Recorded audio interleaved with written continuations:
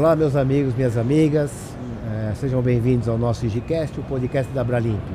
Estamos no terceiro dia do nosso evento e hoje eu tenho a honra, de trazer Ricardo Vaccaro, ele que é conselheiro vitalício da Abralimp, foi o presidente permaneceu mais tempo na associação durante 7 anos, um parceiro, um amigo de longa data.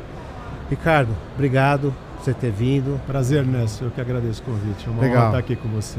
Muito bom, vamos lá. 1986. Quanto tempo, hein? A DPL, Associação Nacional dos Distribuidores de Produtos de Limpeza, de Higiene e Limpeza do Estado de São Paulo. Como é que surgiu isso, Ricardo? Você que foi o Fui um dos, mentor, né? Ninguém faz nada sozinho, né? Fui um 12 e me orgulho muito dessa história. E 86 vamos lembrar, o Plano Real. O Plano Real inviabilizou as cadeias produtivas com congelamento de preço. Que Plano Real? Plano cruzado. Olha só, né? Já foi tanto plano no Brasil. Quem está no Brasil, você precisa ficar ligado e não induzir o pessoal a erro. Uhum. Plano cruzado, congelamento de preço, fiscais do Sarney. E nós da distribuição de produtos de limpeza, já éramos muitos no Brasil, muitos em São Paulo. Tem ideia de quantos eram? Você lembra?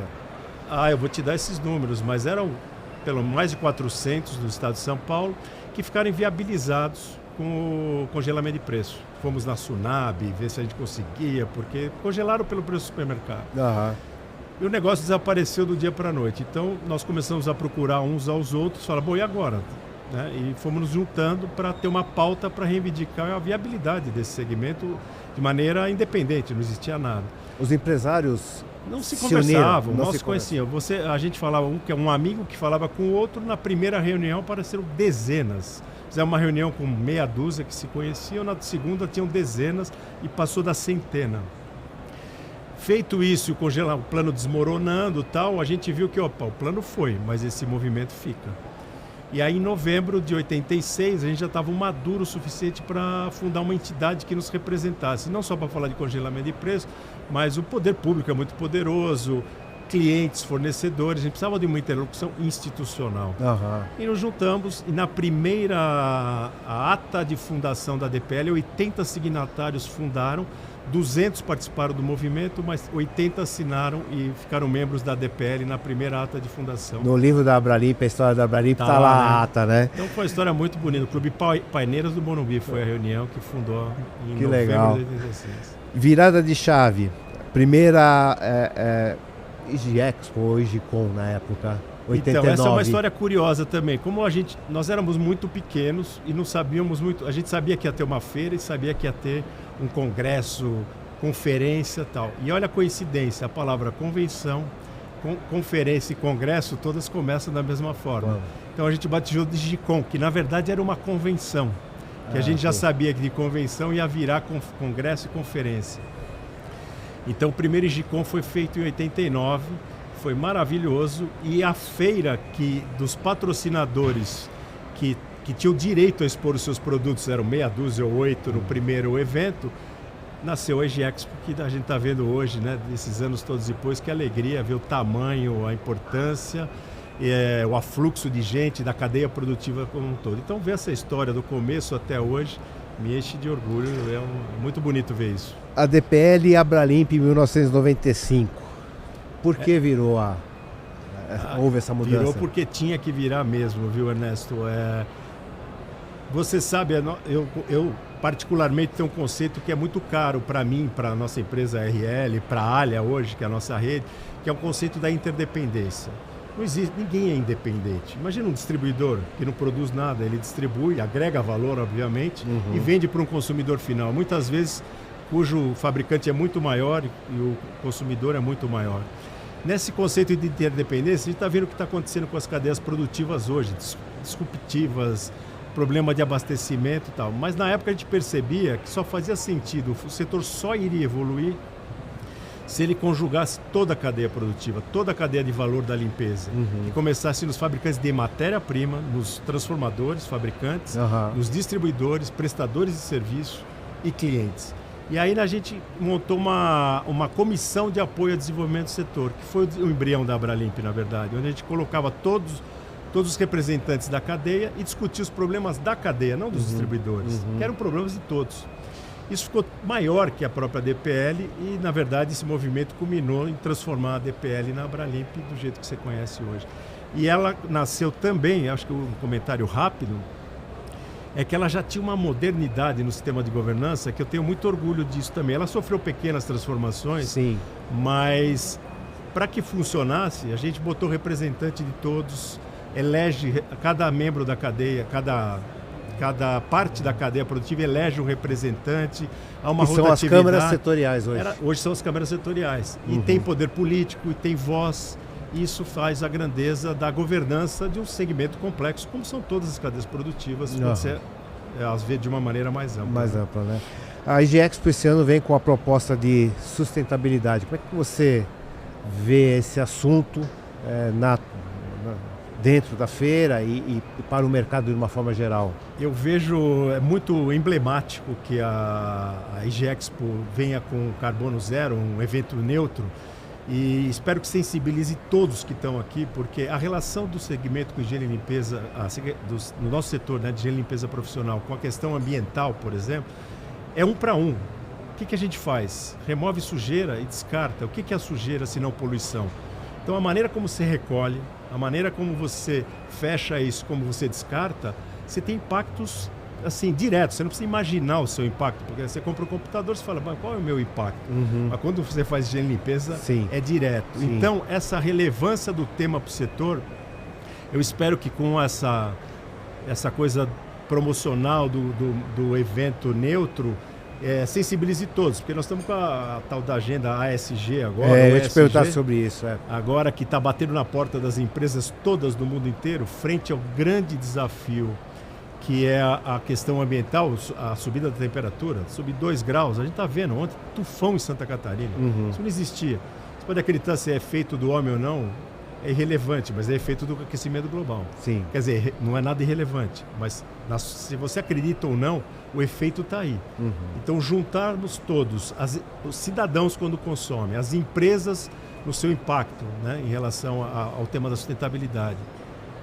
E as associações têm a capacidade de mobilização incrível. Então, a Abralimp, para entrar nessa jornada, é fundamental e que seja o ponto de partida para uma mobilização muito maior, porque a gente precisa fazer frente a esse impacto, porque as coisas estão batendo na nossa porta. Para nível de esclarecimento, né, SG, a parte de governança ambiental, social e corporativa.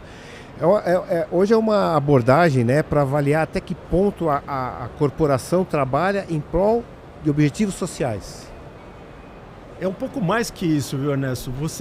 O movimento de responsabilidade socioambiental, empresarial, já tem 30 anos no Brasil. E acredite se quiser, é um dos mais adiantados do mundo em termos de organizações, como o Instituto Ethos, por exemplo, e outras tantas que foram filhotes e foram nascendo e trouxeram esse tema.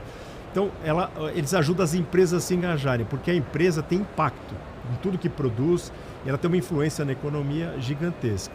A novidade agora é o G de governança, porque os acionistas começaram a perceber que é uma transformação no mundo, os consumidores começaram a fazer escolhas muito fortes. As novas gerações não querem ter carro, elas não querem ter nada, elas consomem de outro jeito. O Almir Klink falou isso na palestra, né? Minhas filhas não querem ter apartamento, não querem ter carro. Não quer ter posse, mas quer ter um estilo de vida ligado à questão da natureza, quer ter menos impacto, estão ligados nesse tempo. Essa transformação geracional começa a pressionar as empresas. E aí os acionistas que não são bobos nem nada, não necessariamente são bonzinhos, nem estavam sensibilizados, porque eles estão de olho no trimestre e tudo mais, começaram a perceber que tem algo novo por aí. Então esse G apareceu para dar um rigor no sistema de governança, para que as companhias andassem juntos para ter impacto. Eu acho que é um início. Tem muita gente que está embarcando de moda, não sabe bem o quê, mas a solução passa por aí pelas empresas. Tornar essa agenda efetiva, não só discurso, mas botar na prática, medir impacto, reduzir impacto, fazer parcerias. Eu estava dando uma estudada um pouquinho mais a fundo, né? Inclusive todos os benefícios que traz essa sigla, né? ESG, né? Desempenho financeiro, confiança para os investidores, fidelidade do consumidor. será que as empresas, né, o mercado enxerga isso, Ricardo? Então, essa é uma questão, não sei se você soube ou leu, teve um artigo no Financial Times, no mês passado, zancando o tal da agenda ESG, dizendo que ela é insuficiente, e é mesmo, e que achava que não ia dar tempo. De uma certa forma, depois eles pediram desculpas pelo tom do artigo, não pelo artigo, mas pelo tom do artigo, no sentido que as empresas estão fazendo isso para enganar, para enrolar. Era mais ou menos o tom do artigo. E agora, essa transformação veio para ficar. Se você não acredita por ideologia ou por... Alguém vai sentir no bolso, os acionistas, acredite pela questão econômica, sim, porque o seu cliente vai pedir, o seu fornecedor, a multinacional vai pedir de você, vai fazer exigências nesta agenda que tem que ser relevantes, não bastam ser periféricas. Então vai mexer no bolso de muita gente, já está mexendo. O consumidor, quando consome, ele está dando um voto. Se ele compra da sua companhia ou da do seu concorrente, ele está elegendo alguém para gastar o seu dinheiro.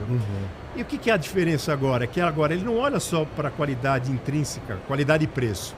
Norteou as nossas gerações, era custo-benefício, qualidade e preço.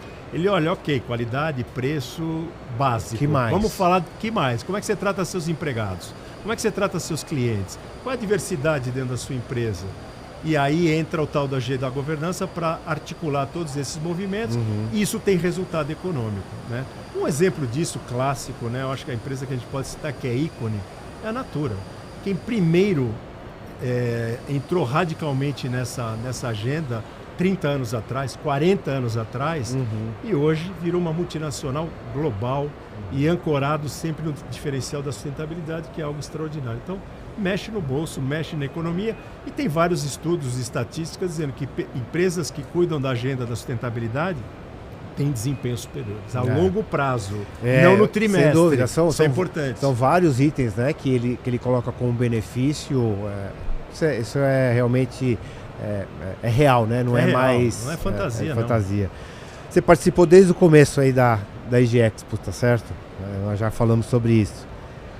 Qual a diferença que você vê hoje, que você via lá? Na minha época foram 50, já até falei algumas vezes, 56 expositores, 59 expositores. Hoje quase 150 expositores. Você sabe que mudou, Ricardo? Olha, mudou muita coisa nesses anos, é evidente. Basta andar na feira, né? Você vê toda a tecnologia disponível, os investimentos nos estandes, na abordagem, gente falando de sustentabilidade, gente lançando produto com diferenciais relevantes. Então, só um parênteses, o governo federal vindo aqui para falar sobre compras. Você vê, apareceu para valer, né? Então a IG Expo é uma realidade. O segmento de higiene e limpeza profissional, não vamos misturar um outro tema aqui para dar força para esse da feira. A pandemia e a relação da higiene e limpeza. Como é que as pessoas viam lá atrás, ou seja, desprezavam. Né? Nós estávamos no fim da cadeia alimentar, com uma coisa que a gente sempre soube, quem atuar nesse mercado, o quão essencial ele é, porque mexe com a preservação da saúde, em primeiro lugar. Saúde e bem-estar, né? Aí vem a pandemia, mostrou para todo mundo, é para valer, e todo mundo passou a fazer a sua própria limpeza e sentiu na pele. Então o que eu sinto hoje é primeiro um tremendo orgulho de ver isso, da feira ter o tamanho, a beleza, a importância que a gente sonhava em 89. O que eu fico triste é que demorou muito. Eu fico triste porque demorou muito. Eu queria ver isso 30 anos atrás. Que bom que chegou esse dia. Que bom que chegou esse dia. Qual a expectativa que você tem para o futuro com relação a esse nosso mercado, Ricardo? Eu vejo um futuro promissor, mas eu não queria falar de uma maneira vaga, otimista. Nossa, o futuro nos pertence, a pandemia mostrou, porque isso, por exemplo, não acredito, porque as pessoas tendem a voltar ao que era antes. Então, vai ter um legado? Claro, não vai ser pelo pico, né? A limpeza, a importância da sanitização da superfície, chegou lá em cima. Não vai ser aquilo, porque era histeria também. E ela vai ficar no patamar importante, como mostrou a gripe aviária, a gripe suína, sempre... O patamar que ficou era superior ao anterior e também vai ficar. Mas o que eu quero dizer para você, Ernesto, é que depende da gente. Depende da gente manter esse legado e essa importância e fazer por merecer, levando as melhores tecnologias. Né? E isso está aqui, né? Isso está aqui, é levar isso para o mercado, é educar o consumidor, é manter vivo na memória dele que, olha, lembra daquilo? Não vamos deixar acontecer de novo, a gente pode ser preventivo, nós somos preventivos, na verdade. Um ambiente higienizado, ele traz uma sensação de bem-estar e uma segurança do ponto de vista da contaminação em qualquer circunstância. Não é só na área de saúde e na sala de cirurgia. Sem dúvida. É no escritório, onde a gente põe a mão nas Restaurante, mesas. nós estávamos falando aqui ontem sobre isso. Então esse legado é que a gente tem essa consciência, que depende de nós elevarmos a régua e o nível do mercado para oferecer o que tem de melhor, né, e honrar esse legado e fazer ele perdurar muito e ser superior. Então eu vejo, a gente tem um futuro. Né? O nosso negócio não é um negócio de moda. Nosso negócio... Sazonal, né? Por mais que a pessoa não, limpeza e tal, mas ok, a gente atua na saúde das pessoas e ele vai permanecer. Agora, a maneira como a gente faz isso, a gente pode mudar, a gente interfere e pode fazer cada vez melhor. Você acha que, especificamente no seu negócio, na área de distribuição, né? Como é que o setor está hoje, né? Quando a gente olha, né? Até pouco tempo atrás, não precisamos falar lá quando surgiu a DPL, que você já explanou, mas como é que eles enxergam esse mercado? Qual a expectativa? Eu tenho uma visão que é um pouco, confesso a você, nebulosa nesse tema, porque em 86, 90, 95, fabricante era fabricante, distribuidor era distribuidor e cliente era cliente. Era um mundo mais fácil. Era que nem o mundo antes do muro do Berlim, né? Era comunista, capitalista e tal. Depois parece que a coisa ia mudar e ficar mais simples, ficou mais complexa, com os nacionalismos, aquelas doideiras, né? Terrorismo global. Então, fui muito longe para botar para dizer o seguinte: hoje, com a tecnologia, com as tecnologias de logística da informação, fabricante pode ser distribuidor pode ser fabricante, ser aliado em etapas da produção, cliente pode fazer parcerias logísticas de determinados formatos. Então essa figura clássica está desaparecendo do jeito que a gente conhece. E isso levou o distribuidor era a figura mais fundamental. Não foi à toa que a Abralimp nasceu da DPL. Porque além de ser o elo da cadeia que conversava com todas as pontas, tinha um sem número de gente prestando esse serviço. Com o plano cruzado, Collor, com a revolução da tecnologia, houve uma taxa, para você ter uma ideia, dos 80 signatários da Abralimp, só 2 sobreviveram a esses anos todos. A taxa de mortalidade foi quase que total, foi devastador. Por quê? Porque o mercado mudou e muitos não conseguiram acompanhar. Então o distribuidor, assim como a limpeza, ele vai ser essencial sempre, de alguma forma, mas não na maneira clássica. Ele tem que agregar valor, ele tem que ter conhecimento, ele tem que entender do mercado, ele tem que conversar com a indústria, ele tem que trazer propostas, ele tem que participar da inovação. Então, aquele distribuidor não só morreu mesmo, né, literalmente, infelizmente. Sim. Porque não é só mais entregar produto, né? Não é só entregar produto, ele tem que participar com inteligência, com estratégia. E aí nasce outro distribuidor. Então, você tem figuras híbridas no mercado, é tudo muito complexo, tudo muito mutante, e essa revolução só está no meio. Né? Então, por isso que eu falo que é muito nebuloso ainda. Bom, Ricardo, já estou sinalizando aqui, infelizmente a gente vai de acordo aí com o nosso... Vou falar com os mais velhos, que tem história, então você tem que tomar cuidado. Se deixar nós dois aqui, nós vamos até amanhã de manhã, cara. Tem que tomar cuidado. Mas de qualquer forma, Ricardo, assim, em nome do seu xará, Ricardo, né, presidente da Abralimp, essa história aí que você tem é fantástica, né? Isso é um exemplo, né, de perdurar nesse nosso mercado, um desafio, né, muito grande.